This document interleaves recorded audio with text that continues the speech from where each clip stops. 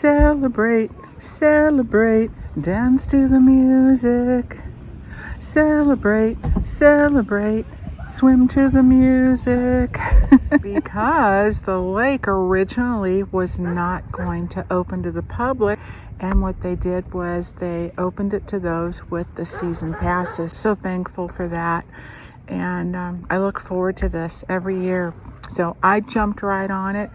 And yes, if you're wondering, the song Celebrate, Celebrate, that's a Three Dog Night song. If any of you who are late 60s, 70s, coming of age person, then you will probably recognize that group, that band, if you were into rock and roll, or still are. I like all different types of music. Well, not all, but a lot of different types. Classical, the old Motown sound, good old rock and roll, and mostly like a country rock type of thing. I have quite a variety in taste that I listen to, classical, instrumental, because in case you didn't know, I actually played the cello for many years, all through school, from age 9 through high school. And I was in the orchestra, and it was such fun camaraderie, and one of the neatest experiences, particularly when the school had plays and we were down in the pit, and that was just great fun, really good memories there. I really just wanted to say hello and chat, and because it's my birthday, just share that this time here with you, and some things that I got in the mail. So blown away, from my dear friend Nancy. I'll leave her link below, but we're really close friends first and foremost, and I didn't expect this. I mean, her friendship is gift enough for me, honestly, truly, and this is just a grand bonus. And I thought these would be more than enough, any one of these. I can't believe she made them. Oh my goodness, she made tote bags, project bag, accessory bag, and sent me a set of 3. I think this is only the second one that she's made, and she did an absolutely, positively incredible job.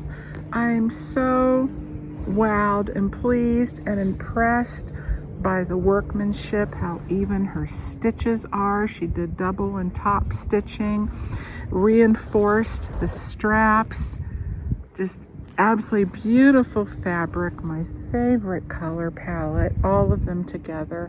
Love peacocks. And she was asking me when she was working up the bags and designing them what kind of features that I liked, and I said, oh, I'm an organization kind of gal. I like pockets. I like to organize, separate things, find things. I don't typically like just kind of bottomless pits, depending on how much that I load in it, that kind of thing. But this has, with the panel of the peacock on both sides, a deep open pocket on each side. This has a fantastic squared bottom, so it expands.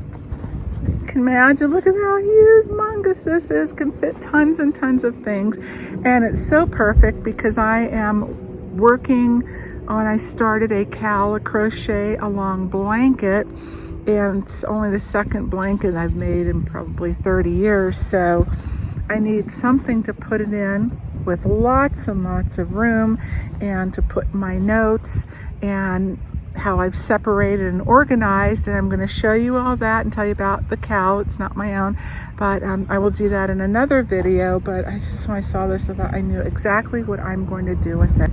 And she designed this to fit the Furls Odyssey hooks that I use and enjoy so much.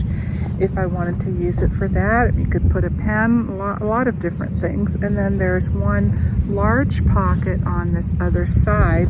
And then for a secured closure, it has just a really smooth cinch tie if I want to do it. And what's really nice too is that it packs down wonderfully. So at the time where it's okay to travel again, and we just might start exploring locally with what our state has to offer, and maybe explore a little more of Idaho and Montana, which I've never been to Montana. Big sky country. I've heard it's very different versus east and the west of the Great Divide, but there's the Glacier National Park, so many things, you know, in our country, so many beautiful range of different things to see and do. So look how beautifully this packs down.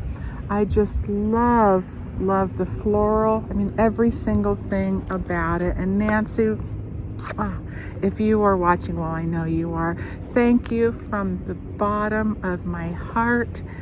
I'm still blown away. And I had to keep pulling it out and looking and touching and everything. So let me show you this next one, and then something else that she sent too. So then she did a mid-size bag, and I really like this. This is a little more narrow and deep, and these work real well for some of my little knit projects or even a crochet scarf project. It is long enough where it will fit a stitch book if I'm working from those, or any kind of book really. And then have the outside tab here, and also the drawstring closure, and then pockets on the inside. And again, she put there are 3 back wall pockets, 1 center pocket, and then the 2 smaller narrow pockets for hooks, and then 1 large back wall pocket over here. And again, the boxed bottom. Yes. And then a really cute, again, squared bottom with an accessory bag and a cute little tab. Love that also. And then I noticed that she changed the order of the colors a little bit here. And look, there's even the top of the peacock peeking out. So much detail and thought and time and materials, I know. So Nancy knew I've been wanting to try drop spindling. She sent this absolutely beautiful natural wood, and this is from Walnut Farms Designs. Okay, and they also have a YouTube channel too, and they're on Etsy. So it came with instructions for this, in addition to several links to resources for learning how to do this as a beginner. So this is one of the things she sent. This feels like possibly it could be birch. I don't know. It's pretty lightweight, except for, of course, the weight of the spindle part. And the string attached is really soft and smooth, as is the wood. I have a little groove here, I'm assuming for hooking your yarn. And this is a brass hook. I really don't know anything about it, but that's going to be on my list to start learning this fall, because right now I'm getting in as much lake time as I possibly can, because our summers seem to go by so quickly here, and also because it was delayed from the whole COVID thing. I mean, isn't this just amazing? Oh. Night, night. Oh wait, I'll save that for after my swim. And so this is hand stamped and painted with watercolors. This is funny because I thought, you know, my husband is good with his hands with that, and detail things that he does with his fishing line. I thought he might be interested in giving this a try himself. I thought, wouldn't that be fun? And I'm like, well, I just have one, so I guess I'll have to share it. And then lo and behold, she sends me an entire beginner spindle kit. So it comes with 2 more spindles, and we were on the phone together as I was opening each gift and telling her what I thought and going through all the details of each one. And when I had mentioned, yeah, I think my husband might have fun, and she was trying so hard to keep it a secret and not say anything that we're actually 2 in here. So I guess one is a top and one is a bottom spindle. I don't know anything else beyond that. and then a little cup to go with it. Is that to use with spinning the yarn? Have any of you done this? Do you know? I know I will soon find out. So I asked Nancy, I don't know, maybe it's for drinking sake, eh? I said, yeah, to make the crochet and the spinning more fun. A hot alcoholic beverage that tastes like, yeah, I don't think so. And then it comes with this beautiful braid, and they have two different kinds. They have merino and then they have Corriedale, and this is a Corriedale yarn, hand dyed of course. And I don't know if you can tell in this lighting, because we're getting, looks like more rays coming through from the sun as it's streaming through the trees. I think that makes a neat effect. Hopefully that's showing up on camera. But the yarn itself has a lot of highs and lows to it, a lot of depth. So I am super excited. I think this is something that I can get into. Maybe when I just don't feel like crocheting, but a little something to keep my hands busy. This is going to be outstanding. It really has no smell at all. Almost like just a fresh clean. I don't know what I'm going to make with it. I think once I spin it and then weigh it, that will give me more of an idea, but it might just be a small cowl. There should be enough for that, like a neck warmer or maybe ear warmers. I don't know, but that will be fun.